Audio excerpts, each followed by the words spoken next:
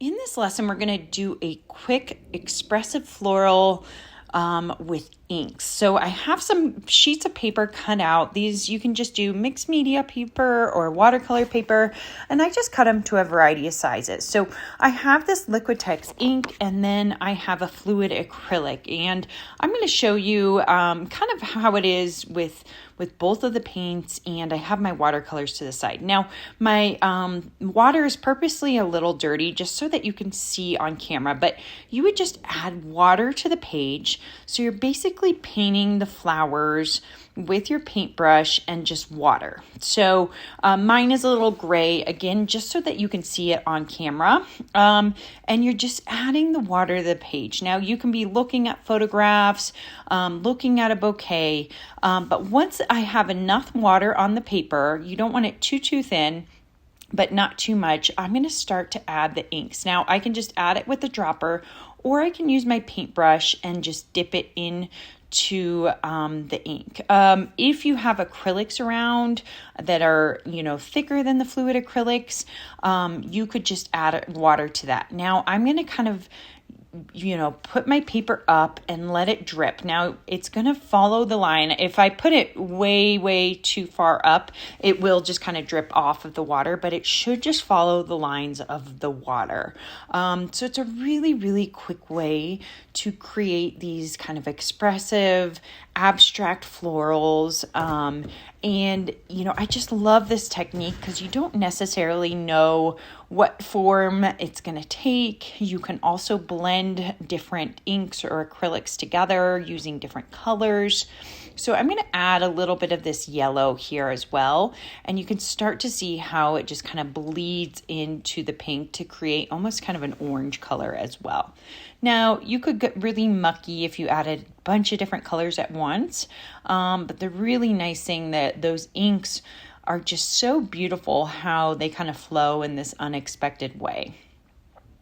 So you can do all one color.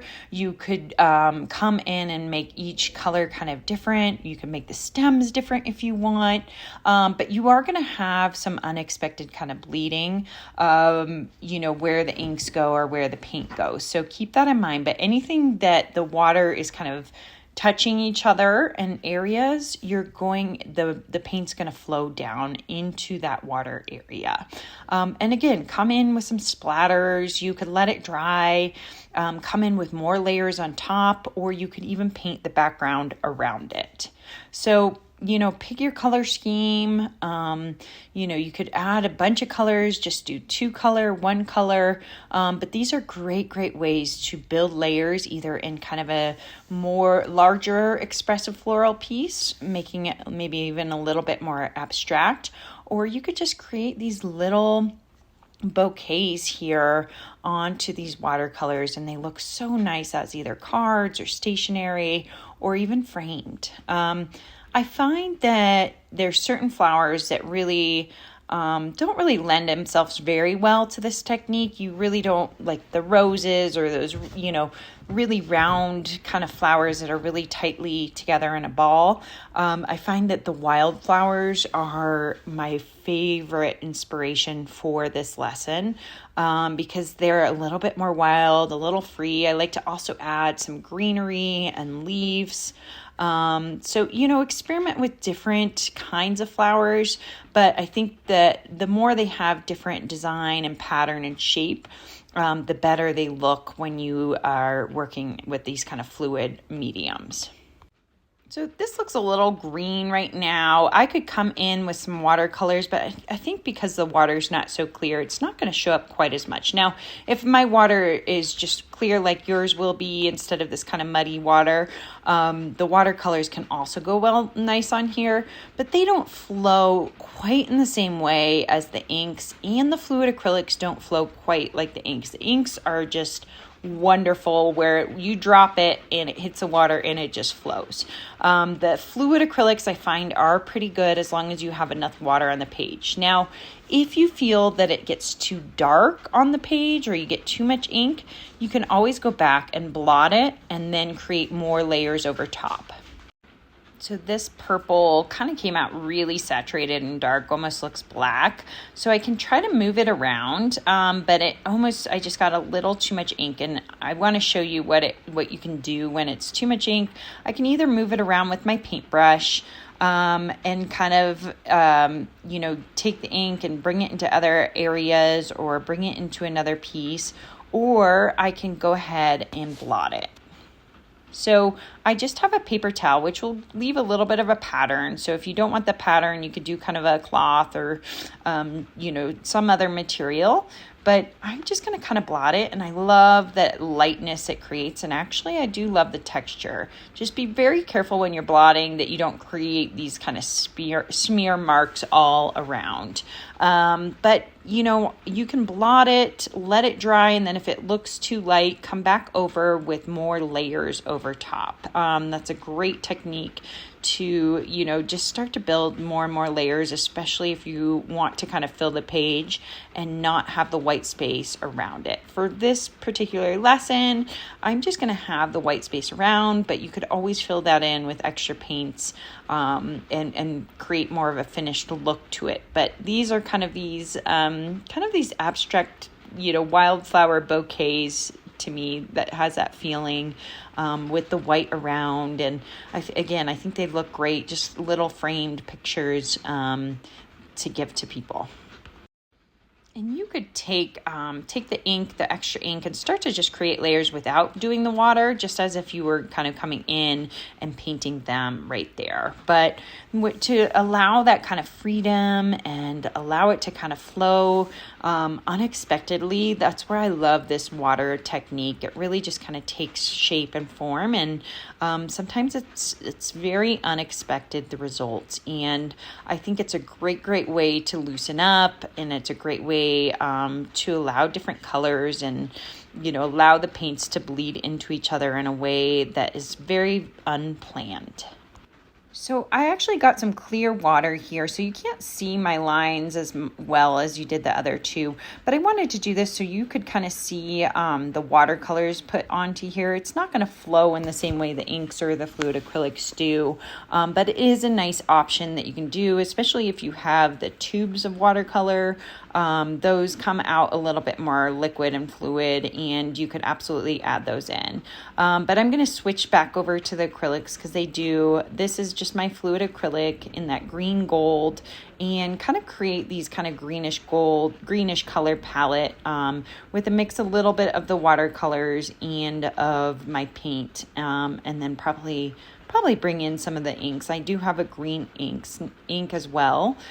This set was actually just like a muted jewel tone by Liquitex. It was sold as a set, but you can absolutely buy them at your art store or online as individual as well. So once it's on, you can see that I either can move my paper up and down, or I can use my paintbrush to drag it into the areas that there's water already, or I can start to create more form and shape once the inks are down. So I can start to take what's on the page and start to build or paint other areas without putting that water down right away. So you could let this dry, and then you could even paint right over it or paint little details and really do a combination of mixed media, maybe even collaging, or come over it with, thicker acrylics after. So you have these nice washes in the background, and then in your foreground, you could come over with some, really thickly painted areas as well. So I have a few samples of that and I will have that on our website under our workshops area, that you can see, how I did it just kind of with the inks alone, as well as layering some acrylics a little bit thicker over top to get that kind of feel. So I'm going to kind of, use my clear water. I want it to be a little bit mucky so you can see. And this one I'm going to take a little bit more abstract form, not quite as much of that bouquet feel, and see kind of where the paint, takes itself. If you were at our Expressive Florals workshop in person, this was one of the lessons that I really wanted to get to, but didn't quite have the time. So I really wanted to share this technique with you in case you wanted to bring in another medium or another technique into your art practice. So already you can see how this blue kind of takes over and kind of bleeds in this abstract way. I love how it takes its own form. It's almost like sculptural in the way that it does it. And it just creates these little line marks that are kind of absolutely beautiful and kind of mimic some of the line and patterns that you see in actual nature, in the leaves and in the florals. All those beautiful little details, it kind of has that same feel, and the reason I kind of fell in love with this process and technique. And I always think getting yourself out of your comfort zone and allowing the paint to kind of take form helps you kind of push yourself out of your comfort zone and allow more freedom and play into your art process. So this is kind of that kind of teal color. I might come in, I love that green gold. Maybe I'll see how that kind of mixes in with this as well. And this one took a little bit more abstract form, so you could absolutely push it really far and use this technique to create an abstract floral. So really, really, taking the shape and form and making it even more abstract or expressionistic. And then I love to add the splatters in these. When you splatter the wet paint, it's going to create these really cool dots that kind of bleed into the other color as well. And then I do have a white ink. So I've learned if you add too much of it, it will just kind of get mucky. But if you add just a teeny bit or you splatter the areas, it can have a really cool technique. You could also add, salt down is another thing that you can kind of try and experiment, and it'll leave these cool little dots. But I do like kind of splattering with this white more than I do kind of blending it, because otherwise, again, it will kind of create a mucky mess and start to kind of blend too much. But when I splatter the white over top, it has a really neat effect as well.